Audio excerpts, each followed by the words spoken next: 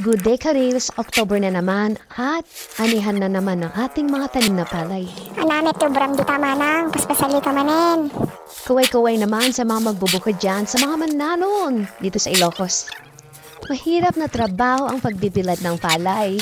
Pubuhatin, ikakalat sa simento, hahalu-haluin ito para pantay na matuyo. Hahanguin at ikakamada. Bakit isabalat ang gilig ng palay? At mahapde sa balat ang matinding sikat ng araw. Ngunit hindi ito inaalintana ng mga nagbibilad. At kapag inaabutan pa sila ng ulan, sa bilaran, maaaring mapasma at magkasakit sila. Ngunit kahit mahirap at ubos lakas ang mabigat na pagtratrabaho, mas mainam na raw yon, at least may konting kita. Kaya saludo ako sa mga masisipag nating manggagawa. Napakalaking ambag nila sa lipunan.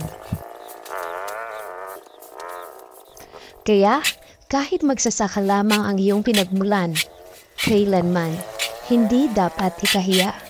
Ito ay marangal at kahanga-hanga.